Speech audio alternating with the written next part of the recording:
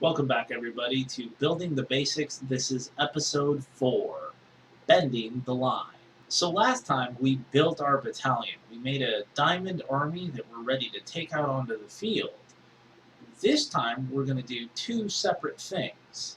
We're going to start by learning how to test our deck properly so that we know how to make adjustments where needed. The last thing we're going to do is talk about how to bend the line and create a curve. Alright, let's refresh ourselves on the deck that I built last week. We have a diamond army. We were going for the 1-2 combo, Scrivener and Righteous Paladin. We were also going for the Chimera Guard, Angelic Ascension combo. What we're going to do, now that we have a deck, is we're going to test it. And you need to take 3 steps in your testing phases. The first thing is, you have a deck, and we want to kind of have a clue as to how it's likely going to draw before we actually start playing people. So we're going to use what's called the fishing tool. The fishing tool is located under Deck Stats, Test Draw. The Test Draw feature has your deck size, cards drawn, and deck remaining. It also has New Hand, Mulligan, and Draw 1. Then you press New Hand, you look at what you get, and you analyze what you have. Now first, do I want to go first, or do I want to be on the draw?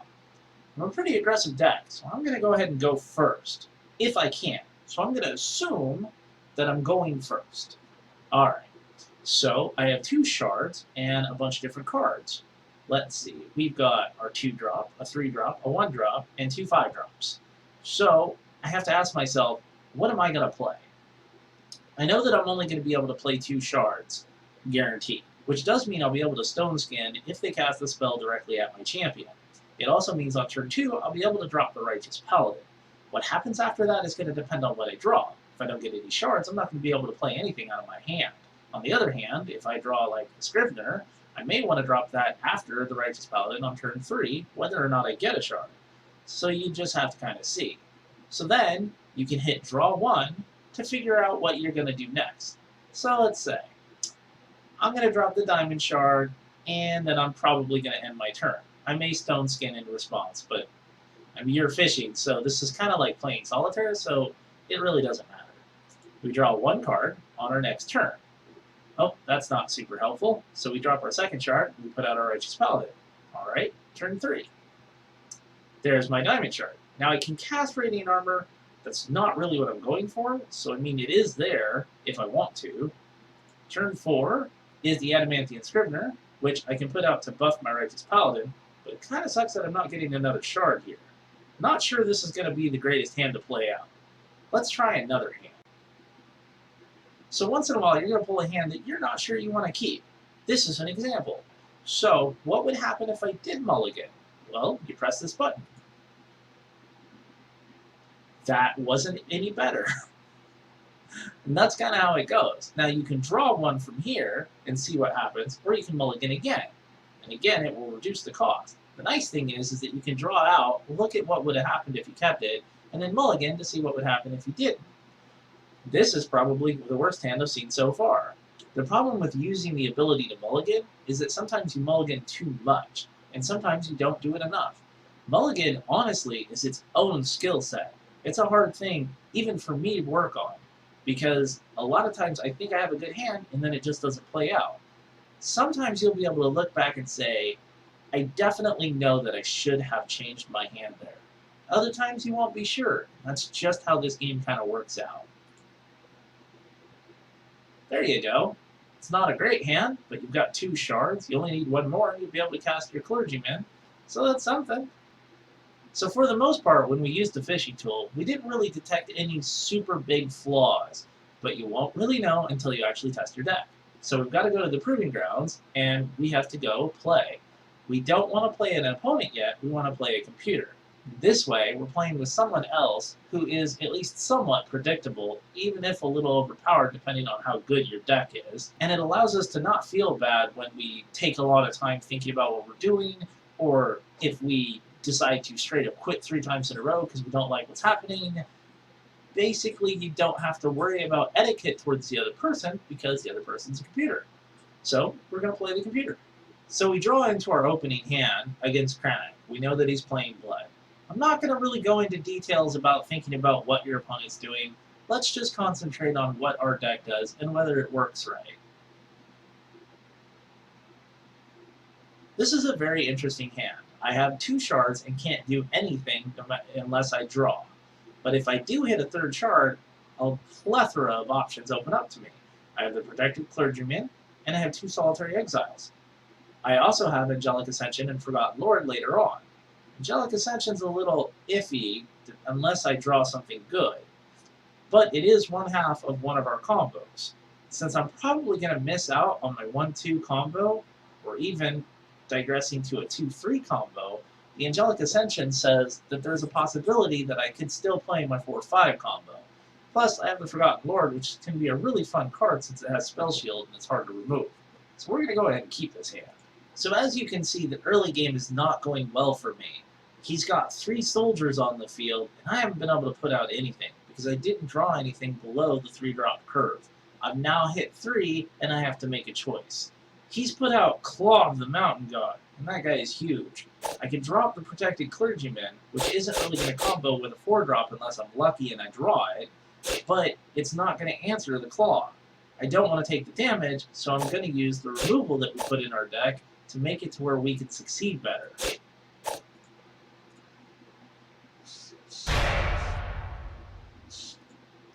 The first thing we're learning about our deck is that even though I have a 1-2 combo, and I have 4 of each of them to make that combo more consistent, it's still not always going to happen.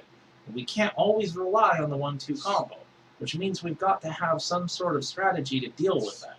I've only taken 3 points of damage, and he's put a high threat on the board, and I've removed it using Solitary Exile. So right now, I'm not doing horrible, but I'm not doing good. Alright, here we go. We're in desperate straits. My opponent has 7 points of damage on the board that he's going to do to me next turn. I am now in what's called a turn 2 clock. That means my opponent will kill me in 2 turns. To try to prevent the Rockcaster, which he played on a barren field, I'm going to throw down my Chimera Guard Outrider. If I can survive a little bit longer, I may hopefully be able to get Radiant Armor out and Angelic Ascension, and get the combo that makes this deck important to me. Alright, now we're hoping for a shard, because I need to be able to do Radiant Armor and Repel. Unfortunately, I don't get it. So, I could attack, mitigate this much damage, drop the Chimera Outrider, block this much, and then I'll only really move 2 more points. So you saw our hand last time, and we went on to win that game. So now, we're going to take a look at another game. So here, I'm going to show you the trick that we've been talking about. I don't have my pump, but I have Chimera and I have Angelic Ascension. I just think it'd be cool for you to see it actually in play.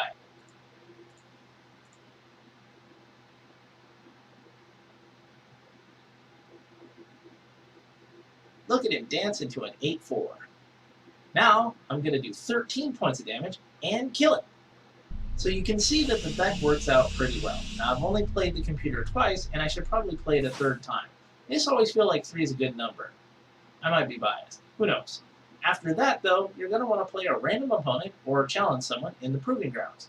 A quick tip in etiquette when facing other players, it's really nice to give some form of greeting, just to kind of keep things on the amicable side, and let them know that you're a real person, they're a real person, and you're just all here to have fun. So, for me, I type greetings. Don't ask. Note that while we chose to greet our opponent, we in no way are implying that they have to greet you back.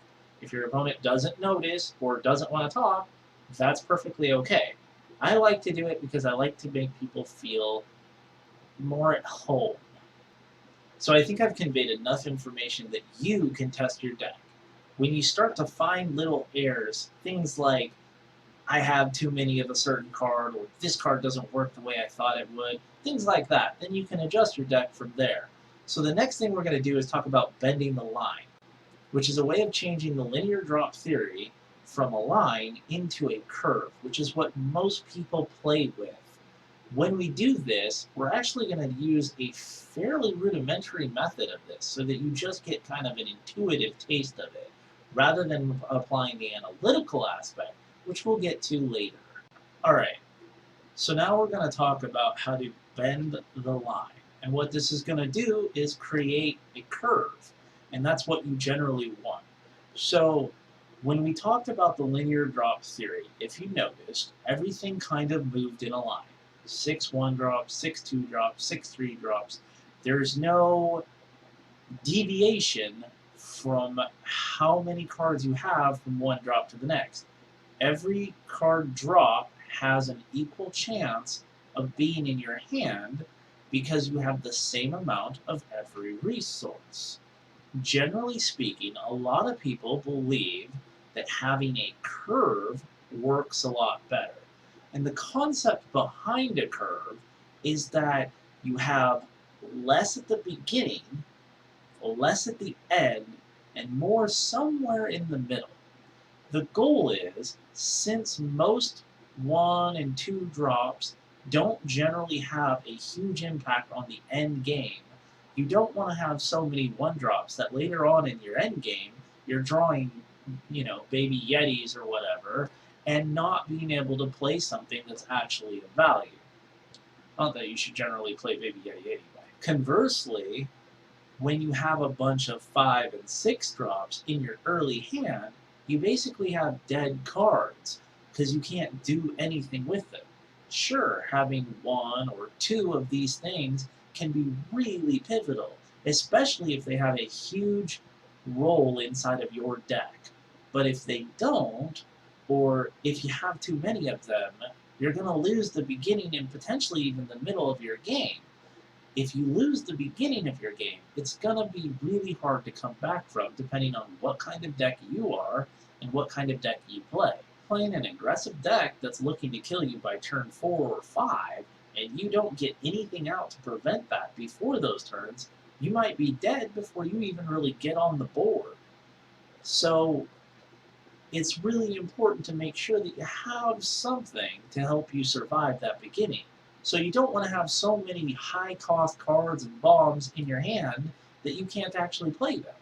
Sometimes it's better to start with a hand that doesn't have any bombs at all, as long as it will establish the beginning, potentially the middle, of your game. That's why having a curve is so important, because you don't want to get flooded with too much at the beginning or the end of the game.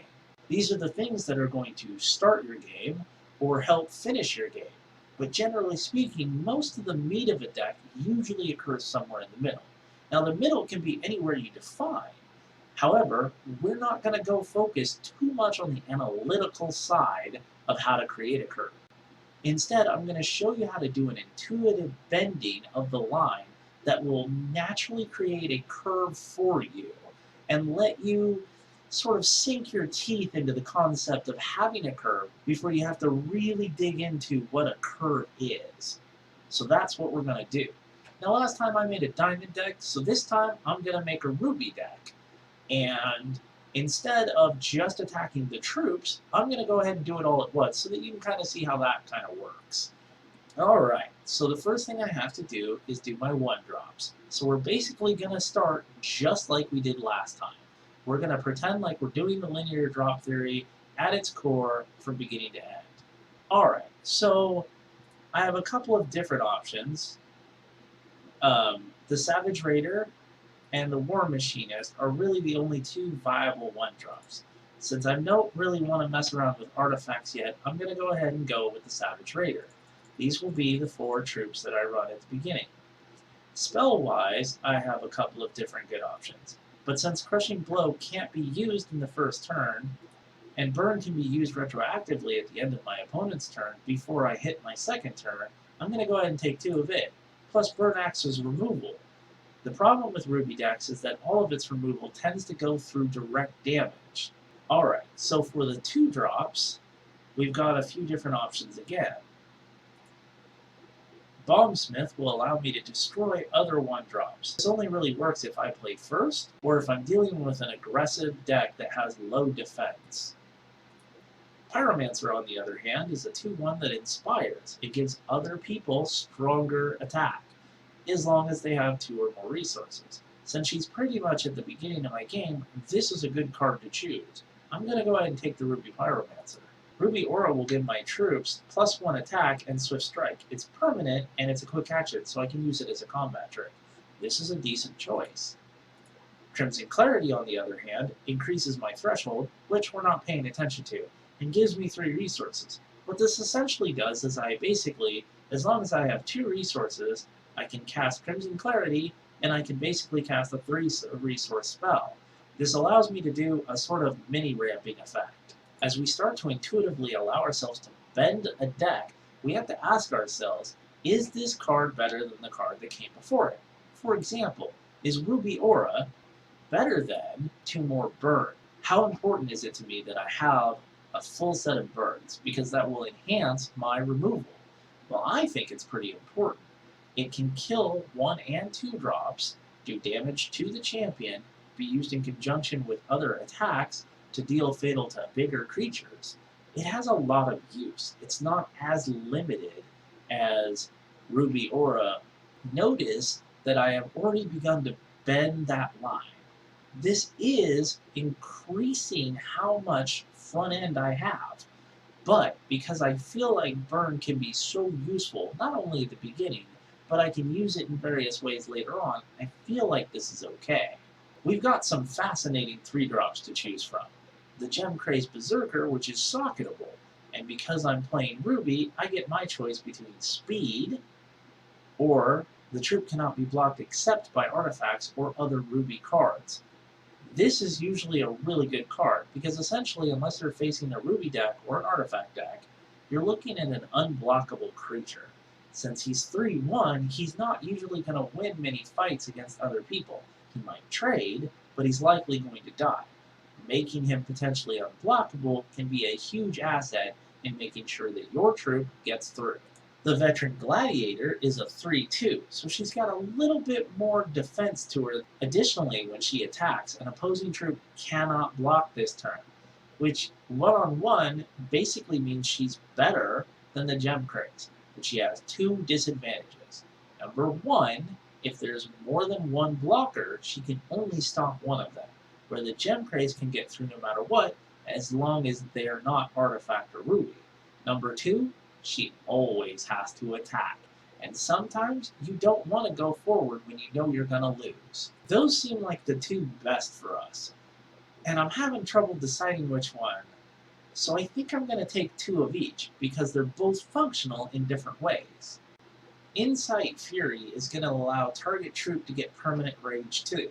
What that means is every time they initiate an attack, they get +2 to their attack, which means they're going to do a lot more damage. This can couple well with Gemcraze or the Veteran, so this is a pretty good power, though I'm probably not going to play it on turn 3. Ruby Lance, on the other hand, is another direct damage removal card.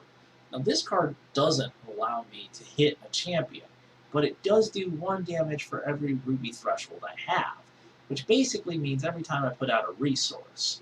So, on turn 3, I can throw down a Ruby Lance and do 3 points of damage, potentially removing 3 drops or below from my enemy. This can allow my troops to get through. Moreover, even though it seems like it's only middle ground damage, because it is affected by threshold rather than just resources, for 3 cost later on in the game when I have, say, 8 threshold, it'll do 8 damage to a troop.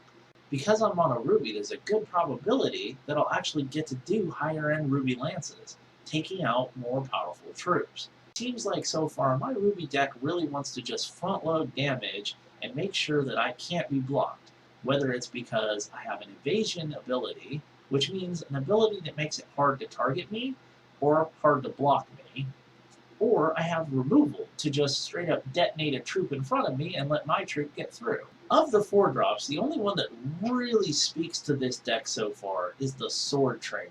The Sword Trainer is another Inspire troop.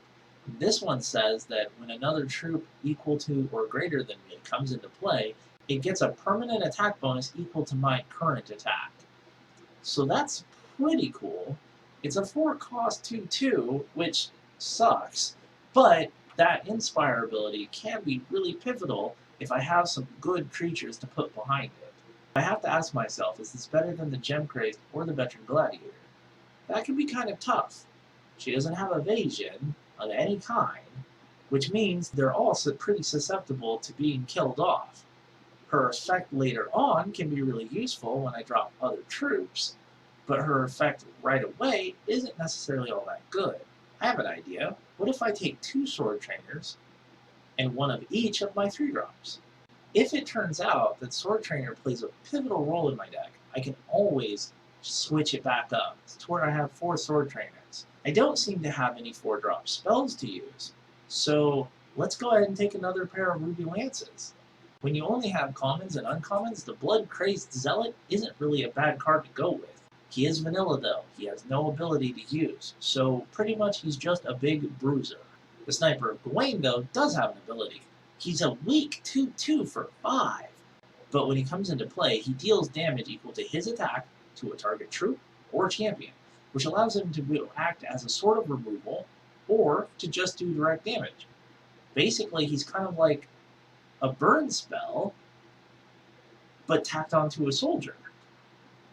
Furthermore, he can be inspired. Imagine that the Sword Trainer is already in play. Then he immediately gets buffed to a 4/2 and does 4 damage to target troop or champion. Even when you're not playing with robots or dwarves, the Assault Technician is not a bad card. This bad boy is the same as the Sniper, coming in at 5 cost, 2/2. The difference is, he brings a friend. While he may not do the damage to a troop or a champion that your Sniper will do, he will put a 3/3 on the board, giving you not 1, but 2 troops, and making him sort of quasi-worth it, because you have 5/5 worth of troops out there. You get 2 of them, which gives you not 1, but 2 blockers. On the other hand, 1 of them is pretty easy to remove, the other one, not too hard. His power, though, is that target robot you control gets permanent +1 attack, and you can do this with any pair of resources that you have. So if you have 8 resources, you can pump it up 4 times. This can make his warbot a 7/3, or it can make a different robot a 7/3, because it doesn't really care what robot is his, he only says that he can do it to a robot, as long as you control it. Much like the Sniper, if the Sword Trainer is already in play, he will get buffed, as will his robot. He'll be a 4/2, his robot will be a 5/3. Then you're getting double the bonuses. For a spell, I have Mortar Strike. Mortar Strike is a 5-cost spell that deals 3 damage to target opposing troop, and then you bury all the troops from the top 3 cards of the troop's controller's deck. This is a pretty good spell. It's 5 costs, so that's pretty expensive, but it does 3 damage, annihilating most 3-drops, and potentially, as we've seen, aggressive 5-drops, and it can potentially mill out 3 more cards if they happen to be troops. This allows you to remove the troops of your opponent. Since we're pretty troop-centric, this can be pretty useful. The 6-drops only have 1 possibility, the Hellhound. The Hellhound is a 6-cost 4/4. Socketable Miner, you can pay 1 resource to make it +1 attack. This is pretty good. In fact, I feel like the Hellhound would be really good with that evasion gem. The problem with making it unblockable is that I'm going to have to take the gems out of my Gem-Crazed Berserkers. Since I really feel like the 3-drops are really where I'm trying to be, and I don't want to be too top-heavy, instead of taking Hellhounds, I'm going to drop back. I'm going to go all the way to those Gem-Crazed Berserkers, and I'm going to buff them. I'm going to take 4 Gem-Crazed Berserkers and 4 Veterans. And since I only use 2 of these 6 slots to fill the 3s, I need to choose 2 more troops to go in. I lean a little bit more toward the Sniper, as it is removal. So I think I'm going to take 1 Sword Trainer and 1 Sniper. Additionally, I have to choose a 6-drop spell, which I, again, don't have. At this point, there are a lot of different spells to choose from. What I would kind of like is something that acts as removal, but later in the game can just do a ton of damage. So I'm going to take Burn to the Ground. Burn to the Ground is a 1x spell. A 1x spell is basically you pay 1 resource to cast the spell. Once you've done that, every resource after that you spend is the amount of damage or the effect that it has. In this case, it's definitively damage. You deal X damage to target champion or troop. Other spells might summon cards from your deck or do various other things. In this case, this will allow us to have early removal if I absolutely have to, later removal, slightly behind the curve, or just straight up a ton of damage to the champion in the hopes that I can just kill him. So now we've created sort of an intuitive curve to our line, and this gives us a little bit more play in the middle ground and makes our deck work a little more effectively. It's more like the deck knows what it's trying to do, and more importantly, and this is the most important thing about any deck you play, you know what the deck is trying to do. Because if you don't know what your deck is trying to do, your deck doesn't know what it's trying to do, and it's going to stumble around in the dark just trying to hack its opponent's head off, and it has no clue where its opponent is, or where its sword is, or where its head is. With my deck built, all I have to do is name it, and I'm going to give you a fun tip in case you didn't know. By using a bracket and a fully capitalized word within it, we can actually create an icon. Only some icons are available, but pretty much any card that exists in the game can be done. In this case, I've called this deck Ruby Unblockable.